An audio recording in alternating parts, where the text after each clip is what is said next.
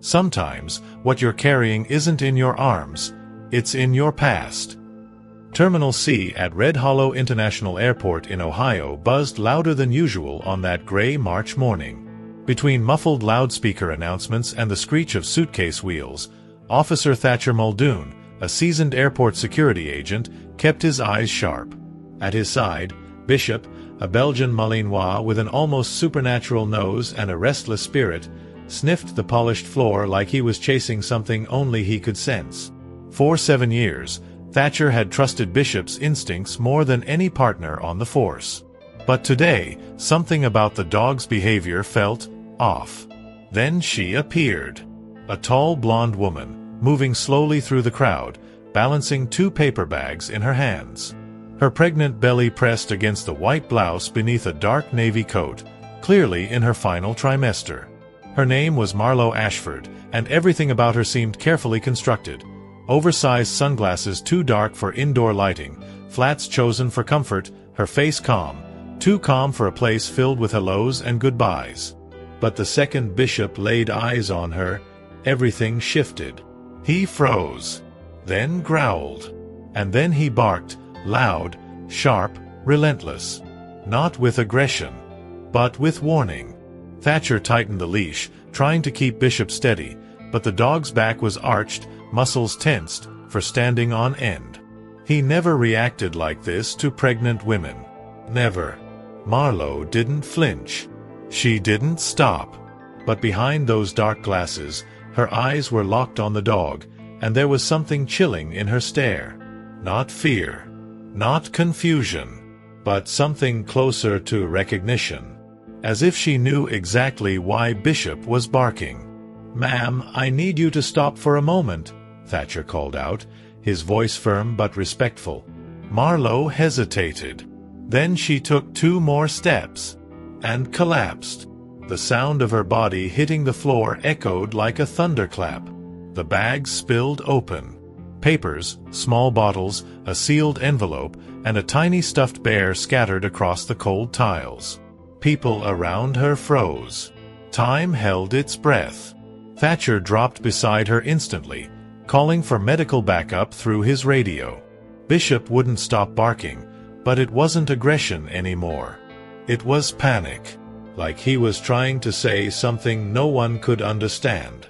That's when Thatcher noticed the envelope near her hand, now slightly crumpled and stained. On it, written in deliberate, shaky cursive, was a single word, "Sorry." This wasn't just a letter. It was a warning. And in that moment, as the distant sound of sirens began to close in, Thatcher had the sinking feeling that this woman, and whatever she was carrying, was never meant to reach this airport. But it was already too late. Some names stay buried for a reason. The paramedics arrived within minutes, but to Thatcher, it felt like hours. Marlowe lay unconscious, her breathing shallow, her skin pale as the airport's tile floor. A thin trickle of sweat rolled down her temple. Bishop had finally stopped barking but now sat glued to her side, ears low, eyes locked on her face like he was guarding something only he could understand. As one EMT lifted her wrist to check her pulse, Thatcher noticed her left hand clutching something tightly, a necklace. But not just any necklace. It was a military tag, scratched, aged, and with a name he hadn't heard in over 2 decades. Thatcher froze. Hollis Rayner. The name slammed into his chest like a punch. Memories came flooding back, uniforms, heat, sand, and gunfire echoing in a desert far from here. Hollis was more than a name. He was someone Thatcher had tried hard to forget. The tag should have been buried years ago, with its owner. What the hell was it doing in the hand of a woman he'd never seen before? Marlowe Ashford. The EMT read aloud from her ID, clipping it to the stretcher as they prepared to move her. Thatcher's mind raced. The envelope. The necklace. The name. Something wasn't lining up. He picked up the sealed envelope she'd dropped and slipped it into his coat pocket without a word. He didn't know why. Maybe instinct. Maybe guilt. Maybe because whatever was inside wasn't meant to be opened by just anyone. As the gurney rolled away, Bishop pulled against his leash, whining softly. It wasn't his usual behavior. Thatcher knelt beside the dog, hand firm on his collar. "You knew something," he whispered. "Didn't you?" Bishop let out a low, broken whimper, one Thatcher had only heard once before. The day Hollis didn't come back. Back in the staff office, Thatcher stared at the envelope under the harsh fluorescent light. The handwriting was unmistakable. It wasn't Marlowe's. It was Hollis's. Slanted, rushed, and all uppercase like he always wrote under pressure. But Hollis was dead. Kia. Confirmed. Funeral held. Coffin closed. How could this letter exist now, in 2025? Thatcher sat down hard in the metal chair, the noise echoing through the empty break room. He reached into his coat and slowly, carefully, opened the envelope. Inside was a single page, yellowed at the edges. His hands shook as he unfolded it. The first line read, "If you're reading this, it means I failed to keep my promise. Some ghosts don't haunt, they guide." Thatcher read the first line again, this time slower. "If you're reading this, it means I failed to keep my promise." His heart pounded against his ribs as if trying to push the truth away. The rest of the letter was written in the same frantic tone, half confession, half warning. Hollis spoke of someone he had met during their last tour in Kandahar. A woman named Lena, a civilian translator, and a secret he swore to protect until the day he died. She was carrying more than just her own past, the letter read. And I was carrying more than just gear. Thatcher remembered Lena. Not well. She was quiet, always in the shadows, never too close to the soldiers. But Hollis had looked at her differently. Now, 22 years later, a woman named Marlowe Ashford had collapsed in an airport clutching Hollis's dog tag and carrying his letter. The math was horrifying, but it made sense. If Lena had been pregnant when Hollis died, Marlowe could be the child. But if that was true, why was she here? Why now? His thoughts were cut short by a sharp knock at the door. Officer Dorian Fay, Thatcher's young but sharp-eyed partner, stepped inside with a tight expression. "She woke up," Dorian said. "She's asking for you." Thatcher stood slowly, folding the letter and sliding it back into his coat pocket. The chill in his spine had nothing to do with the cold. What's her condition? Stable. Confused. But she said your name, specifically.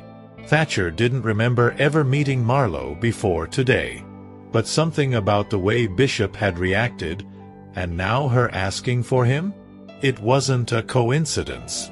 He followed Dorian down the sterile hallway toward the airport clinic where they'd stabilized her. The hum of the fluorescent lights above seemed louder than normal. Every step toward her door felt like walking into a chapter of his past he never wanted to reopen. He paused outside the room. Through the glass, he could see her sitting up, pale, lips dry, hands fidgeting with the hospital blanket. She looked younger now, vulnerable, like someone barely holding herself together. Her eyes lifted. Their gazes met. And for a second, just one, he saw Hollis in her expression. The shape of the eyes. The weight of unspoken truth. She mouthed something. Not a greeting. Not a name. It was a question. "Do you know who I am?" You can hide a secret for decades, until it looks you in the eyes. Thatcher stepped into the room, and the silence felt heavier than the air itself. Marlowe didn't speak at first. Her hands were clenched around the hospital blanket, knuckles pale. Her eyes, though, they never left his. They weren't just looking at him. They were searching him, measuring something. "You knew him, didn't you?" she asked, her voice hoarse but steady. "Hollis Rayner." She didn't say, "my father," and Thatcher didn't answer right away, because part of him still couldn't say it out loud. "I served with him," Thatcher finally replied, his voice quiet. "We were in the same unit, until the last tour. She nodded once, as if confirming something only she could see. "He wrote about you," she said, and her eyes welled with tears that didn't fall. "Said you were the only man he trusted. Said if something happened to him, you'd know what to do." Thatcher's throat tightened. He didn't feel worthy of that kind of trust. Not after the decisions he'd made. Not after how Hollis died. Marlowe reached under her pillow and pulled out a second letter, worn, creased, almost falling apart. "He wrote this to me before I was born. My mother kept it hidden my whole life. Said it was too dangerous. That it would only bring pain." She handed it to him with trembling fingers. Thatcher took it, feeling the weight of it like it was lined with lead. He didn't open it. He couldn't. Not yet. "I only found it after she passed," Marlowe continued. "A few weeks ago. And then, things started happening. People watching me. Following me. Someone tried to break into my apartment. They didn't take anything. Just searched. As if they were looking for something specific." Her voice cracked now, and she pressed her hand against her belly, instinctively protective. "That's why I came here. To find you. To find out who he really was. And why someone still wants whatever he left behind." Thatcher sat down slowly in the chair by her bedside, the letter resting on his knee like it might catch fire at any moment. "There were things Hollis never told anyone," he said. "Not even me. But if someone's still after his secrets, it means whatever he buried didn't stay buried." Marlowe turned her head, staring at the blank wall. "And now I'm the one carrying it." Thatcher didn't correct her. Because deep down, they both knew she wasn't just talking about the baby. Some things are stolen to protect the world, others to protect a soul. That night, Thatcher sat alone in his apartment, the letter from Marlowe still unopened on the table in front of him. The lamp cast a dull yellow light over the edges of the paper, making the words, "To my daughter, if I'm gone," look even heavier. Bishop lay at his feet, ears twitching, eyes half open, alert even in rest. The air felt thick with memory. And guilt. There were things Thatcher remembered from that final mission with Hollis. Things no one else was supposed to know. Things that had haunted his sleep for over 20 years. He finally opened the letter. Hollis's handwriting, shaky and rushed, spilled across the page like a man trying to outrun time. He spoke of government files, hidden documents, and a flash drive taken during a covert recovery operation. One that wasn't in any official report. "They told us we found weapons," the letter read, "but what I saw wasn't designed for the battlefield. It was information. Personal. Names. Coordinates. And something else. Something they were willing to kill for." Thatcher's stomach dropped. He remembered that mission. The night Hollis disappeared for nearly 4 hours and came back with blood on his shirt and fear in his eyes. He'd never explained. Never told anyone what he'd done. Just handed off a sealed satchel to someone from Langley and pretended it never happened. Until now. Now that satchel's contents had likely never reached its destination. Or worse, it had. And someone wanted it back. A knock on the door snapped him out of his spiral. 3 sharp raps. Not random. Not hesitant. Bishop stood in a flash, growling low. Thatcher approached the door cautiously, gun at his side. He opened it just enough to see the hallway. Empty. But something was taped to the door. A photo. Grainy. Black and white. It showed Marlowe, standing at a bus stop, visibly pregnant. On the back, a single typed message. "You're not the only one who got the letter." Thatcher's blood went cold. It wasn't just about Marlowe anymore. Someone else out there had received the same warning, the same knowledge. And they were watching her. Which meant she wasn't safe. Not in the airport, not in the clinic, not anywhere. He turned back to Bishop. "Get your vest," he muttered. "We're going back." Whatever Hollis had stolen, Marlowe was now the key to finding it. And someone out there wanted her silenced before she realized it. Sometimes, your arrival was predicted long before you packed your bags. By the time Thatcher arrived back at the airport clinic, it was just past midnight. The halls were quiet, most travelers long gone, replaced by janitors and overnight staff who barely glanced at him. But something in the air felt wrong. Bishop moved ahead of him with purpose, nose twitching, ears forward. The clinic doors were unlocked. That alone was a red flag. Security never left those rooms open after hours. He reached for his badge, pushing the door slowly. The lights were off. No nurse at the desk. And Marlowe's room? Empty. Her blanket lay folded on the chair. A plastic cup of water still sat untouched on the nightstand. Thatcher's gut twisted. She wouldn't have left without telling someone. Not after the conversation they had. Not unless. He turned to Bishop. The dog was locked in on something, the air vent, sniffing furiously. Then he growled. Deep. Angry. Someone had been there. Recently. And whoever it was, they didn't want Marlowe to stay. His phone buzzed in his pocket. Unknown number. He answered. No one spoke for 3 seconds. Then a voice, distorted, male, calculated. "She's safer with us than with you, Officer Muldoon. Stay out of this. You've already failed her father. Don't fail her too." The line went dead. Thatcher stood frozen. His hands clenched around the phone. The room around him felt colder now. Whoever had taken her knew who he was, knew about Hollis, knew about the past. And they weren't some street-level thugs. This was coordinated, precise, planned. He replayed the message in his mind. You already failed her father. The guilt dug deeper now, but the anger was stronger. He hadn't been able to save Hollis, but he wouldn't lose Marlowe too. Back at Security HQ, Thatcher pulled the footage from the clinic hallway. And there it was. 11:46 p.m. 2 men, dressed as paramedics, pushing a gurney. Come. Professional. Marlowe, unconscious, strapped in. No struggle. They even nodded at the night staff. Fake credentials. Real uniforms.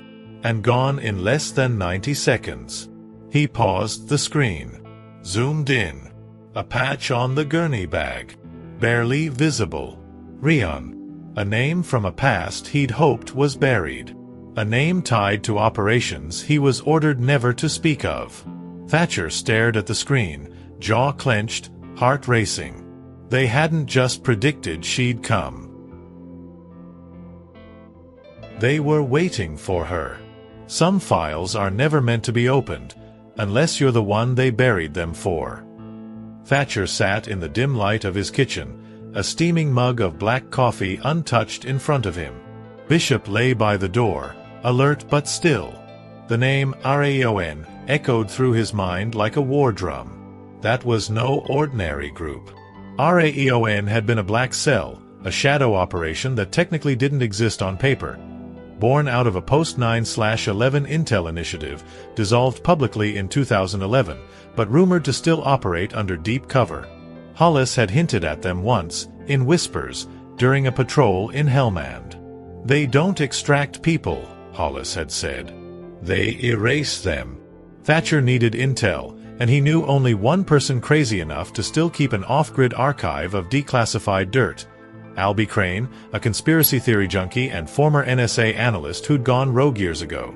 He lived off the grid in an old trailer in the hills outside Columbus. Thatcher hadn't seen him in over a decade, but if anyone still had something on RAEON, it'd be Albie. Driving through the night, Thatcher kept replaying the footage in his head. The calm precision of the imposter medics. The badge. The message. They weren't improvising. They were executing a plan that had probably been in place for years. If Hollis left behind something powerful enough to wake up RAON again, it had to be more than just a list of names. It had to be proof of something they'd kill to keep hidden. Albie's trailer looked like something out of a sci-fi movie. Solar panels, wires hanging from satellite dishes, and a sign on the door that read, "Smile, you're already compromised." When Albie opened the door, barefoot and wearing a t-shirt that said, "I don't trust me either," he didn't even flinch at the sight of Bishop or Thatcher. "Told you this day would come," he muttered. "I've got 2 backups of the ghost file. But if you're here, it means one of them is already in motion." Thatcher raised an eyebrow. "You knew about Hollis?" Albie grinned grimly. "Didn't know him. But I tracked the operation. The asset extraction gone wrong. The sudden blackout in comms. That wasn't just a mission. That was a cover-up. And your friend? He wasn't just a soldier. He was the last man standing between that file and the world." Inside, Albie slid open an encrypted hard drive and pulled up a folder marked with a skull icon. The screen flickered before revealing a single video file. "This is what they buried," Albie whispered. "And what they'll kill to bury again." Thatcher leaned in. The screen showed a dark interrogation room. A shadowy figure sat across from a man bound to a chair, bruised, barely conscious. Marlowe's eyes. Hollis's face. And a voice off camera. "Tell us where you hid it, or your child disappears." Some rescues aren't planned on maps, they're built on regret. The grainy footage from Albie's monitor played over and over in Thatcher's head as he drove back toward Red Hollow. Hollis, battered and broken, refusing to give up the location of what they wanted. The man off camera never showed his face, only his voice, cold and commanding. But what haunted Thatcher most wasn't the violence. It was the moment Hollis looked up and whispered, "She's innocent. You don't touch her. Ever." That single phrase told him everything he needed to know. Hollis had planned for this. He knew they'd come, not for him, but for his daughter. Thatcher had seen enough covert ops to know the signs. RAON hadn't just resurfaced. They had rebuilt.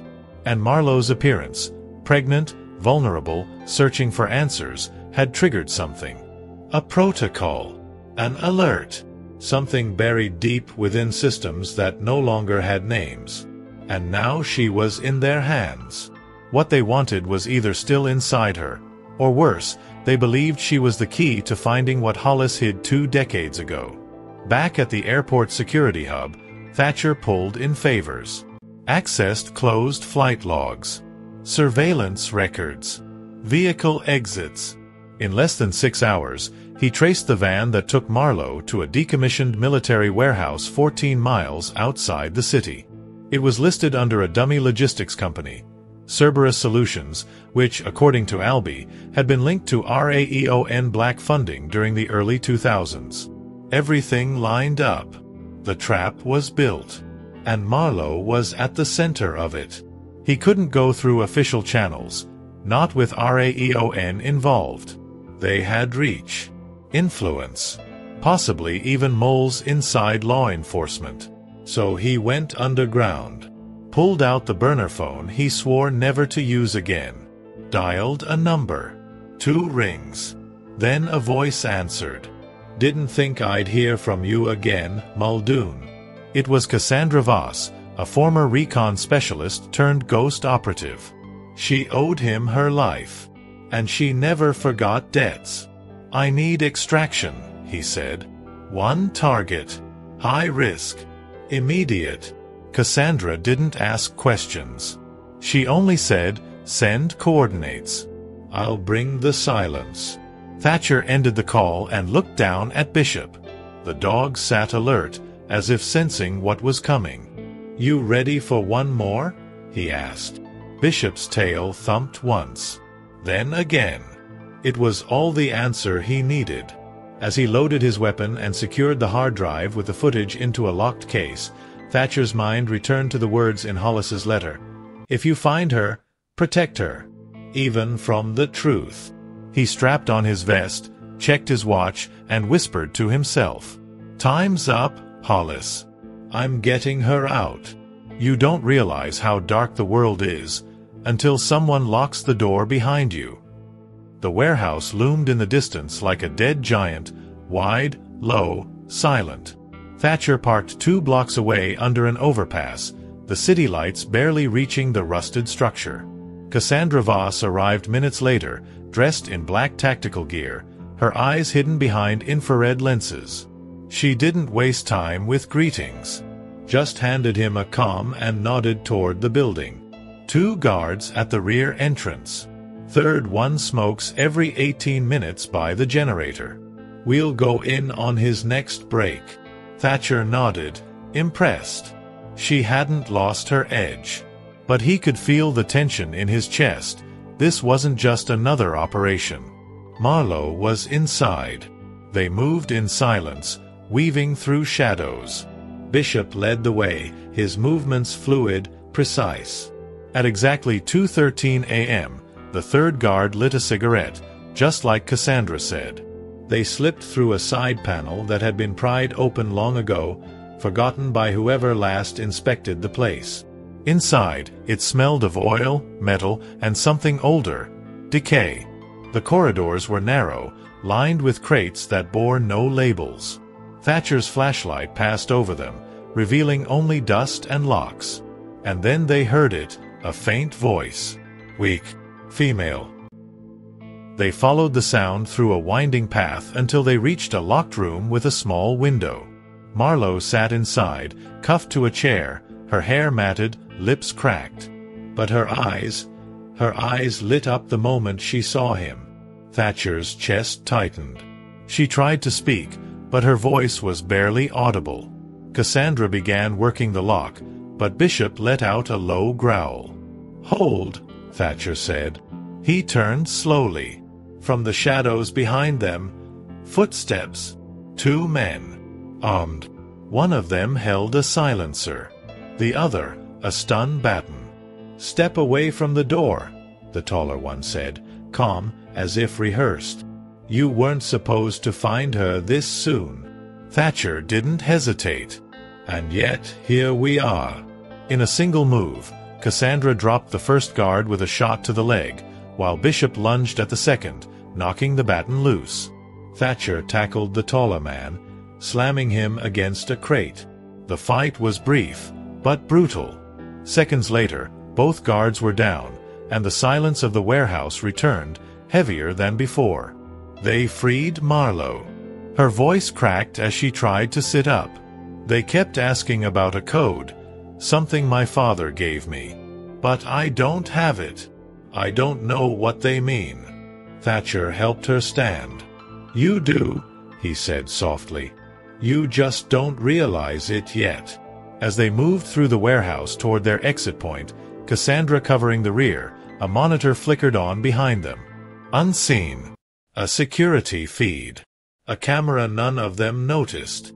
And behind it, in a dark room somewhere far away, a woman with silver hair and a cold stare leaned forward. "She's active," she whispered to someone off-screen. "The child is waking up." Then she smiled. "Let them run. We're just getting started." Some answers don't come from the living. They echo from those who stayed silent too long. The motel room was quiet, almost unnaturally so. Marlowe sat on the edge of the bed, a blanket wrapped around her shoulders, her fingers tracing the outline of the dog tag still hanging from her neck. Thatcher stood near the window, watching the rain slide down the glass. Cassandra slept in the chair, one eye always half open. Bishop, exhausted, lay curled at Marlowe's feet, his breathing slow and steady. The warehouse raid had taken its toll, physically and emotionally, but the real weight now came from what hadn't been answered. "I don't remember her ever talking about him," Marlowe whispered, breaking the silence. "My mother, Lena. She kept everything locked away. Literally. She had this wooden box, with a broken latch. I was never allowed to touch it. Thatcher turned. Do you still have it? Marlowe nodded. It's at my apartment. They tore the place apart, but I doubt they found it. She hid it inside an old piano, the kind no one thinks works anymore. Her voice cracked. Typical of her. She made everything seem out of tune, when in fact, she was the one carrying the melody. The next morning, with new identities and an unmarked car provided by Cassandra's contacts, they headed toward Marlowe's apartment. The building had been taped off, but Thatcher knew how to get around tape. Inside, it was worse than she expected. Every drawer overturned. Every picture frame smashed. But the piano was untouched, hidden in plain sight. Marlowe lifted the lid, revealing the aged wooden box inside. She opened it slowly, like breaking open a tomb. Inside were photographs, black and white, time-worn, of Lena with Hollis, laughing beside a military jeep. Documents in Farsi. A worn cassette tape labeled only, "To her, when she's ready." And finally, a small velvet pouch. Inside it, a key. Old. Brass. Ornate. With a number etched in the side. 0471. Marlowe stared at it like it was radioactive. "I've seen this number before," she murmured. In her handwriting. On a map of Arlington. Thatcher's eyes narrowed. That's not just a key. That's a location. A safe deposit box. Back at the motel, they listened to the cassette. Lena's voice was older than Marlowe remembered. Slower. More deliberate. "If you're hearing this, it means you're in danger. And I'm sorry. I tried to protect you. From him. From them. From the truth. But you were always going to find your way back. You were born to." Marlowe's hands trembled. "I never told you about what they did to Hollis. Or to me. But what's in that box? It doesn't just belong to them. It belongs to you. And they'll do anything to keep it buried." Outside, the rain had turned to thunder. Lightning lit the sky for a single second. And in that flash, through the motel window, Thatcher saw something. A figure. Watching. He stood up instantly. "They found us." Cassandra opened her eyes. Bishop growled. And Marlowe whispered, as if the truth had finally surfaced. "It was never about the file. It was about me." Some truths don't fit in a box, they break everything around them. The train to Arlington was quiet, the rhythmic hum on the tracks barely audible beneath the weight of what they were about to do. Marlowe sat between Thatcher and Cassandra, the key clutched tightly in her hand like a lifeline. Bishop lay under the seat, unusually still, as if sensing the gravity of their destination. None of them spoke much. The air between them was thick with anticipation, fear, and questions that had no easy answers. For Thatcher, the silence was a battlefield in itself. He could feel the war returning, not the one fought with guns, but the one fought with memory. They arrived just past noon. The sky was gray, matching the stone streets and heavy federal buildings that surrounded the historical district. The bank was old, made of granite, with brass doors and guards that looked more ceremonial than functional. Inside, they were greeted by a receptionist who barely looked up from her screen until she saw the key. Her face changed instantly. Recognition? Alarm. She stood and called for the manager without another word. Moments later, a man in a sharp navy suit appeared, introducing himself as Mr. Langton. He led them through a long corridor, past rows of steel deposit boxes. "Box 0471, he said, stopping in front of a vault with dual locks. "This box hasn't been accessed in over 20 years. The account was sealed by request of a Miss Lena V. Ashford. You must be her designated heir." Marlowe nodded. Her voice was steady. "I am." Langton inserted his master key. Marlowe inserted hers. Together, the locks clicked, and the heavy drawer slid open with a metallic groan. Inside, there was no money, no jewelry, just a thick manila envelope marked "Eyes Only" and a small antique pocket watch, still ticking. Marlowe picked up the envelope first. Inside were classified documents, marked with military seals, some in English, others in Farsi. Photographs of men in uniform. Maps with red lines drawn through desert terrain. And one image that made Thatcher step back. It was a younger version of him and Hollis, standing in front of a base with a woman just barely visible behind them. Lena. But beneath the papers, there was something else. A DNA report, sealed in plastic. The name at the top, Marlowe v. Ashford. And under it, a line highlighted in yellow, anomalous genetic markers detected.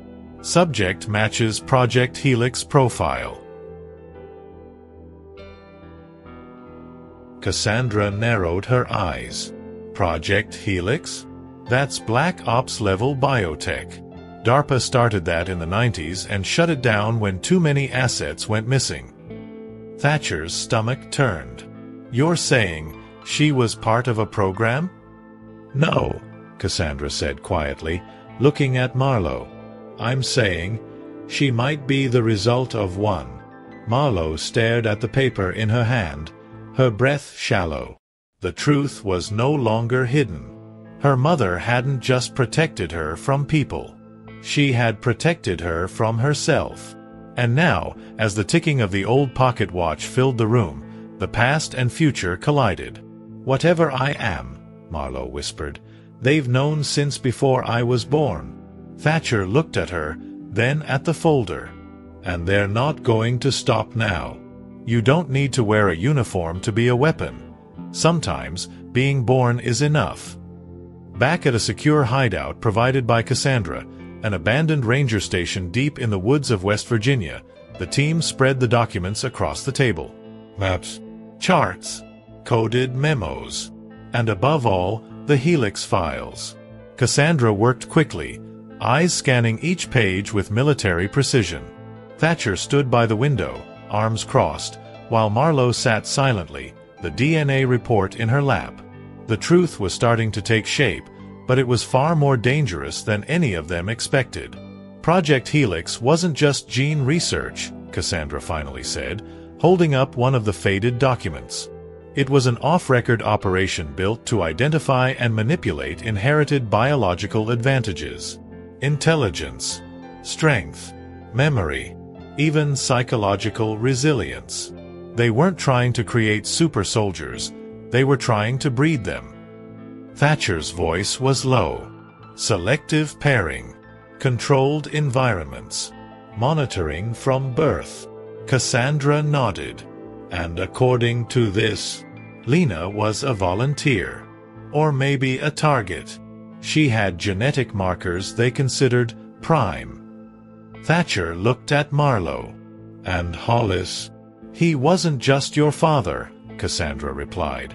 He was your handler, your protector, your warning system. Marlowe's eyes filled with tears, but she didn't cry. Not now. So my entire life was planned? She asked. Everything. No, Thatcher said gently. But someone planned for what you could become. That doesn't mean they get to decide who you are. She shook her head. Then why do I feel like something's changing inside me? Cassandra looked up sharply. What do you mean, changing? Marlowe hesitated. Lately, I've been remembering things I never lived, places I've never been. I can hear voices sometimes, echoes, not just thoughts, memories. But they're not mine. The room went silent. Cassandra pulled out a page from the bottom of the folder, a psychological evaluation labeled Subject 6A. The subject described shared memory imprints, heightened perception, and a deep connection to biological instincts, particularly with canines. She looked at Bishop. The dog hadn't moved from Marlowe's side since she entered the room. He responded to her faster than to Thatcher. almost like he was reading her mind. "She's not just carrying traits," Cassandra said slowly. "She's carrying access. They engineered her to receive something." Thatcher sat down, face pale. "That's why they didn't kill her. They need her conscious. Alive. Awake." Marlowe looked down at the DNA report, then back at the room. "So what happens when I fully wake up?" No one answered, because none of them knew. And outside, in the cold wind of the forest, the silence wasn't peace. It was preparation. They didn't just create her to survive, they built her to activate. Marlowe woke up in the middle of the night, drenched in sweat, heart pounding like it was trying to break through her chest. At first, she thought it was another nightmare, but there had been no dream. Just a wave of heat rushing through her body, followed by silence so loud it rang in her ears. She sat up slowly on the edge of the cot, her hands trembling. The cabin was dark, lit only by the fading glow of the fireplace. Thatcher was asleep on the couch, Cassandra by the door, and Bishop snored softly at her feet. Everything was still. But she wasn't. Her senses were heightened in a way she couldn't explain. She could hear the electricity humming in the walls, the rhythm of Cassandra's breathing across the room, and even the subtle crackling of the wood in the fireplace. When she stood, her body felt different, lighter but stronger, balanced, as if gravity had adjusted around her. She walked to the small mirror near the sink and stared at herself. Same face, same eyes, but deeper, sharper. It was as if someone had turned up the focus on a camera lens, and suddenly she could see everything. Thatcher stirred the moment she moved. He blinked twice, reached for his sidearm, then stopped when he saw her standing still in the dim light, almost glowing from the sweat and firelight. "Marlowe?" he asked softly. She turned toward him slowly, like she was trying to calculate the meaning of his voice. Her expression wasn't afraid. It was focused. "I saw them," she whispered. "I don't know how, but I saw them. The lab. The white walls. My mother. Others. There were other women. Other children. I knew them, but I've never met them." Cassandra sat up instantly. "You're having memory recall. That's not just adrenaline. Something's triggering long-term stored data. Things your conscious mind never had access to." Marlowe looked down at her hands. "I don't know what's happening to me, but it doesn't feel like a breakdown. It feels like a beginning." Bishop let out a low, deep growl, not of warning, but of response, as if something inside him recognized the change. The connection between the dog and Marlowe had always been strong, but now it felt biological, instinctive. Then something beeped. A faint, steady blinking from the laptop on the table. Cassandra was already on her feet, crossing the room. "That laptop wasn't connected to anything," she said. "It's isolated." But the blinking continued, one light flashing steadily, like a heartbeat. The screen lit up, showing a black window and one line of text. "Helix Protocol. Phase 2. Activation verified." The words pulsed once, then disappeared. A chill ran through the room. "They knew this would happen," Thatcher said quietly. "They've been waiting for this moment. For her to turn on." Marlowe backed away from the screen, her voice barely audible. "I didn't press anything. I didn't connect anything. It just happened." Cassandra closed the laptop and locked it down. "That's because it was never about external control," she said. "The protocol was inside you. And now." She looked at Thatcher. "She's broadcasting. You can't run from your creators, not when they built you to find them." The silence after the protocol activation was louder than any alarm.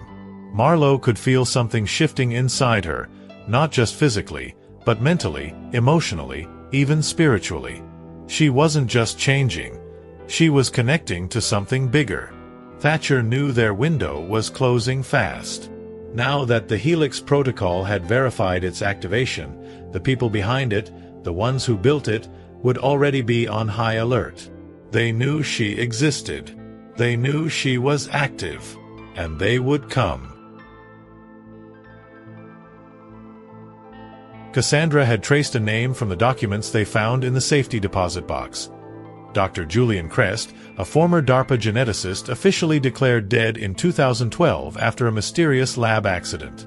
But encrypted financial logs told a different story. He was still drawing funds through a shell company based in Arizona. "He's not dead," Cassandra confirmed. "He just vanished behind the right paperwork." Marlowe stared at the screen. "If he helped create me, then he owes me the truth." The location was disguised as a rehab center in the middle of the Arizona desert. Isolated, silent, surrounded by sand and shadows. But the surveillance feeds painted a different picture. Armed guards, unmarked vehicles, thermal sensors, and reinforced entryways. "This isn't rehab," Thatcher said. "It's a bunker." Cassandra nodded, already unpacking their gear. "Then we go in like it's a fortress." They breached the facility just after midnight using an old maintenance shaft Albie had found buried in a decade-old blueprint. Inside, the air was cold, sterile, and heavy with something ancient, the weight of secrets. The walls were concrete, the lighting minimal. After navigating through narrow corridors and bypassing security traps, they found a hidden lab on the sublevel. And standing inside, almost as if he had been waiting, was a man with gray hair and hollow eyes. He didn't run. He didn't panic. He just raised his hands slowly. "You're early," he said softly, staring at Marlowe. The protocol was triggered too soon. Thatcher stepped forward, gun aimed. "Are you Dr. Crest?" "I was," the man replied. "Now, I'm just the last one who remembers how she was made." Marlowe stepped toward him, her voice steady but cracking. "Why? Why my mother? Why me?" Crest exhaled slowly. "Because she had the purest markers. And you were our only success." The quiet answer to a question the world hasn't asked yet. Cassandra's voice was sharp. "What question?" He looked at her, then back to Marlowe. "Helix wasn't the end. It was the first step. A prototype. And you were the only one who survived the process." Before anyone could react, an explosion rocked the hallway behind them. The building shook. Red lights flashed. Sirens screamed to life. Security breach detected. Containment protocol initiated, the system announced. Crest gave a bitter smile. "You wanted the truth," he said. "Now they'll make sure you never leave with it." They built her to be a secret. Now she's their biggest liability. The hallway erupted in red light and blaring sirens. Dust shook from the ceiling as metal doors slammed shut in sequence, cutting off escape routes one by one. Cassandra grabbed Marlowe's arm and pulled her back into the lab. "They're sealing the exits. We've got 90 seconds, max." Thatcher locked eyes with Dr. Crest. "You're coming with us." But Crest didn't move. His face had gone pale. "I was never meant to leave this place," he said. "But she was." Marlowe looked around, her breathing fast but her mind calm, unnaturally calm. The flashes in her memory returned like bursts of light, the blueprints of the compound, the maintenance shafts, the generator rooms. She wasn't just remembering now. She was accessing knowledge she never studied, data she was never supposed to have. "There's a subtunnel beneath Lab 3, she said suddenly.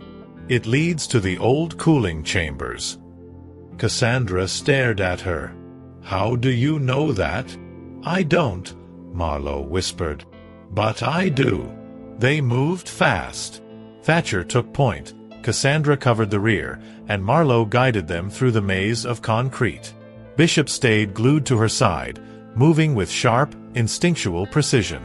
Every corner they turned, Marlowe was one step ahead, predicting camera angles, motion sensors, even guard patrols. It wasn't luck. It was coded survival. They reached a sealed bulkhead near the base of the lab. "This was welded shut years ago," Cassandra muttered. "Not anymore," Marlowe said. She placed her hand on the panel, and the lock hissed open. The tunnel beyond was narrow, cold, and filled with the hum of forgotten machines. As they moved, Thatcher turned to her. "That wasn't muscle memory. That was programming." Marlowe nodded. "I think my mother hid more than just a box in that piano. She hid knowledge. Maybe even an entire set of instincts." Cassandra glanced back. "You're not just remembering this place. You were designed to escape it." Behind them, footsteps thundered through the corridor. RAON operatives, fully armed, moving fast. Gunfire echoed as they reached the edge of the tunnel. Thatcher fired back, covering the group as they pushed forward. A bullet ricocheted, striking the wall inches from Marlowe's head. Bishop growled and lunged, forcing one of the soldiers to fall back. In the chaos, Thatcher threw a flash grenade into the hallway, buying them a few seconds.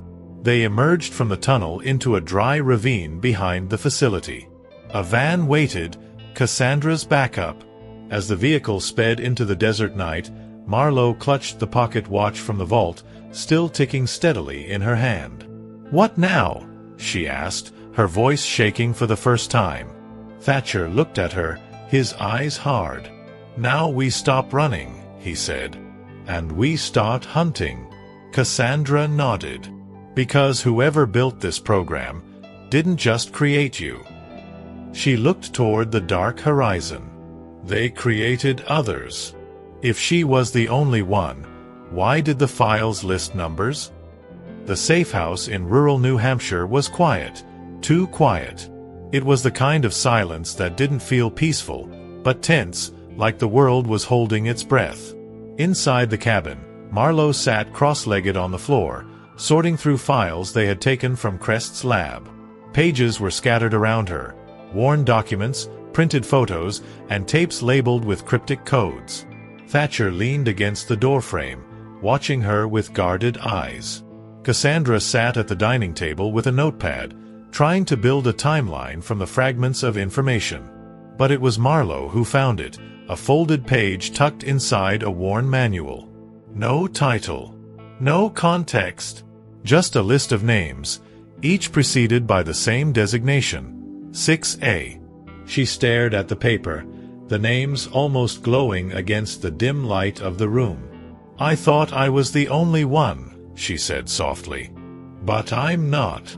Thatcher stepped closer, looking over her shoulder. There were 5 names on the list.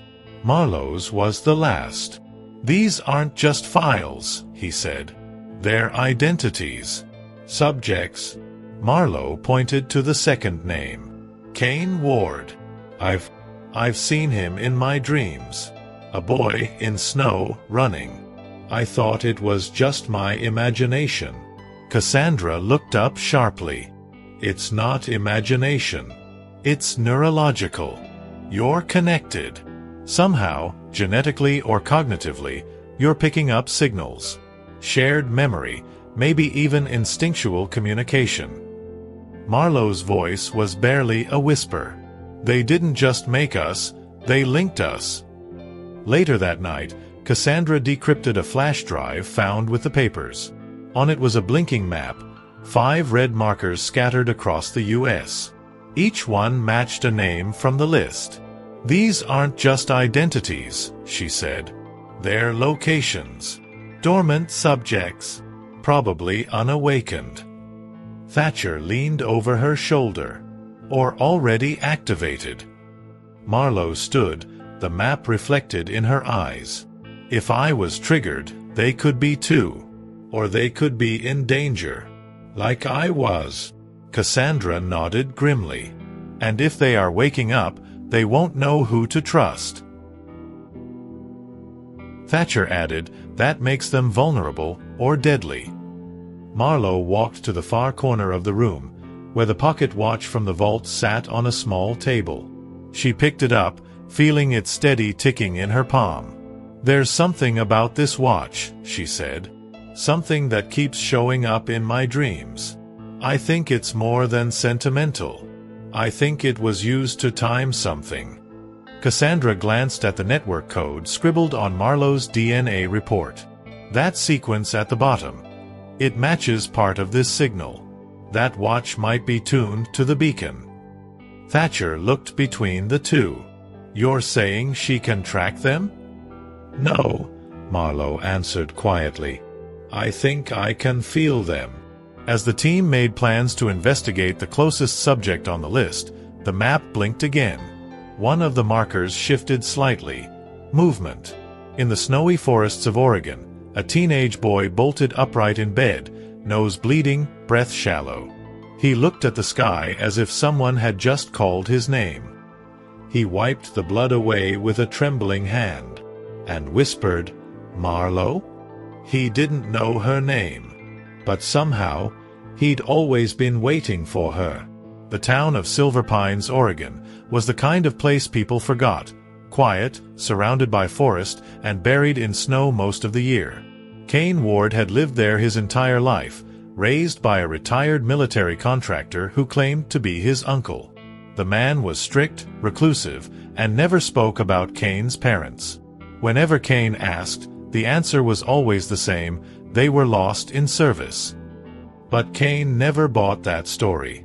Not really. Because sometimes, late at night, he heard voices in his dreams. And sometimes, he saw her. She was always the same girl. Blonde hair. Dark eyes. Strong, but scared. Sometimes she was in a lab. Other times, she was running. Kane didn't know who she was, but every time he woke from those dreams, his hands would shake, his chest would ache, and his nose would bleed. He'd stopped telling his uncle years ago. The last time he brought it up, the man had burned a photo Kane had drawn, the girl's face, right in front of him. "You weren't made to remember," he had said. That sentence haunted him more than the dreams. That morning, after the strongest dream yet, Kane had felt something different, like a switch had been flipped. The girl had whispered something this time. A name. Marlowe. And when he woke up, the old clock in the hallway, untouched for years, was ticking again. He didn't know why that scared him more than the dream itself. He went to the basement, to the old chest his uncle had always told him never to open. But something inside Kane told him he had the right now. Inside the chest were medical files. Dozens. Some with his name. Others with codes. 6A02. One file had a picture of him at age 5, hooked up to machines. Another showed his blood under a microscope.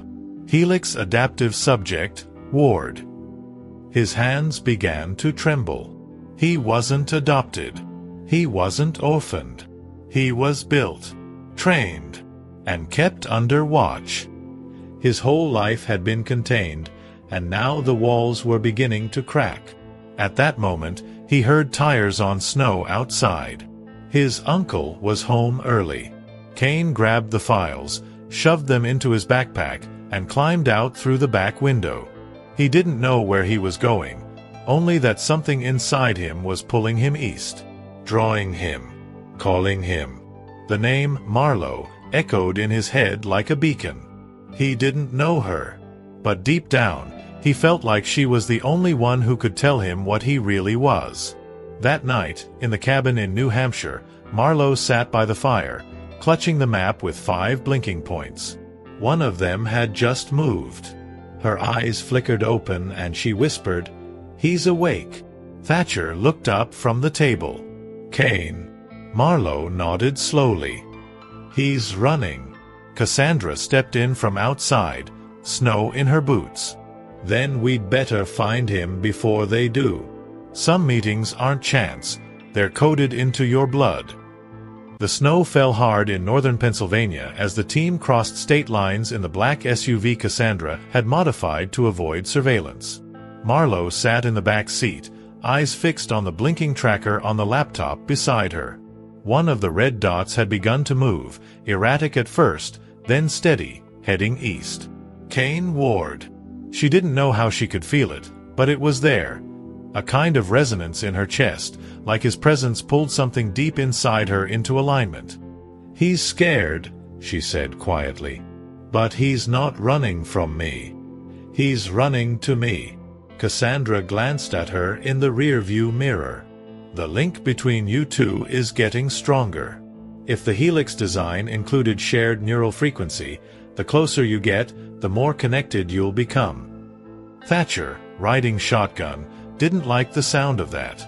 "So what happens when all of them are awake?" Cassandra exhaled. "Then the experiment is live.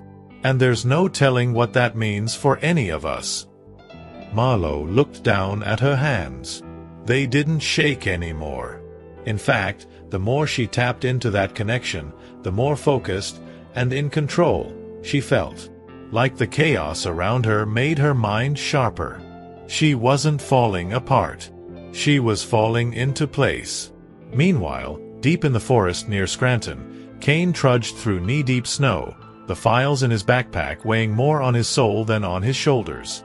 His breath came in sharp bursts, his skin numb, but something kept pushing him forward. He didn't know what lay ahead, only that going back meant being erased. Behind him, the faint rumble of tires on snow echoed like a bad omen. A black vehicle. No headlights. Moving slowly, deliberately. Not looking for him, tracking him. Marlowe sat up suddenly in the car. "They've found him." Thatcher turned. "Where?" "I don't know," she said, eyes wide. "But he's in danger. I can feel it in my head, like pressure building behind my eyes." Cassandra floored the gas. "Then we don't wait for coordinates. We move now." That night, as Kane stumbled across a frozen creek, a voice called out from the trees. "Come." Cold. "Controlled. Asset 6A02. Halt." 3 men in tactical black stepped out from the darkness, weapons raised. Kane froze, heart slamming in his chest. And just when it seemed like it was over, a shape burst from the shadows. Bishop, followed by Marlowe. When two pieces of the same code collide, something new begins. Snow exploded around them as Bishop lunged at the nearest RAON operative, knocking the man flat onto the ice. Marlowe moved fast, faster than she had ever moved before. She tackled Kane behind a fallen tree just as gunfire lit up the clearing. "You're real," he whispered, stunned, his breath fogging in the cold. "I've seen you in my head for years." She looked him in the eye, her voice steady despite the chaos. "You're not crazy. You're connected." Kane nodded, still shaking. "I thought I was losing my mind." "No," Marlowe said. "You're waking up." Thatcher and Cassandra provided cover fire from behind a ridge, forcing the remaining RAEON agents to retreat. For now. When the gunfire stopped and the snow settled again, the forest fell into a tense, eerie silence. Kane looked at Marlowe, stunned. "How did you find me?" "I didn't," she said. "We found each other." There was something electric between them now. Not romantic, not verbal. Something else, like the feeling of remembering a song you've never heard before, but already know by heart. Back at the SUV, Kane sat with his head in his hands, trying to process everything. The files in his backpack matched the data Cassandra had decrypted. Neural links, genetic sequencing, shared memory networks. He wasn't just like Marlowe. He was built with her, the second viable helix subject. Cassandra looked at both of them. "There were 5, she reminded them. "You're 2. Which means 3 are still out there. And RAEON won't stop now. Not after this." Marlowe glanced at Kane. "Do you feel it?" He nodded. "Like static. Like someone's trying to speak, but the frequency isn't tuned yet." "That's them," she said. "The others." Thatcher stepped into the cabin, wiping snow from his coat. "We've intercepted chatter. RAEON isn't regrouping. They're preparing for full sweep protocol. They're going to activate whoever's left or eliminate them before we get there." Cassandra stood and looked out the window, where the storm was building again. This was never about survival. It was about selection. You two were designed to survive this long. The rest, maybe not. Marlowe stood, a quiet fire in her eyes. "Then we don't run anymore. We find the others. We bring them in. And we end this before they do." Kane looked at her, surprised. "You're not scared?" She smiled, a little broken but still standing. "I am. But fear doesn't mean stop." She reached for the pocket watch, still ticking steadily. "Fear just means now. They were built to follow. But they chose to end it." The old facility in the hills of North Carolina looked abandoned, but Marlowe could feel it. The signal was still alive. She, Kane, Cassandra, Thatcher, and Bishop stood at the rusted entrance, knowing this was it. Deep below, the last 3 Helix subjects were awake. No more running. No more hiding. They descended into the cold tunnels in silence, guided more by instinct than by memory. Inside, they found them. 3 others, just like Marlowe and Kane, marked, modified, connected. No fear in their eyes. Just recognition. One of them, a girl, stepped forward. "We've seen you in the dark." Kane nodded. "We came to shut it down." In the control room, Cassandra inserted the final drive. "This wipes everything. Everywhere." Marlowe looked at her, steady. "Do it." When the system went dark, it was like a breath they didn't know they were holding had finally released. The servers shut down. The codes vanished. The hum that had followed them their whole lives, gone. In its place was silence and peace. For the first time, they weren't assets or subjects. They were simply alive. Human. Outside, the sun broke over the trees as the facility collapsed behind them. Kane turned to Marlowe. "It's over." She shook her head. "No. It's just beginning. We end what they started, for everyone like us. No more secrets. No more control. Just choice. The one thing Helix had never allowed." As they drove away, Marlowe held the pocket watch in her hand, ticking steadily. A voice echoed faintly in her mind, her mother's voice. "You weren't made to obey. You were made to choose." And as the light touched her face, Marlowe closed her eyes. For the first time, she felt free.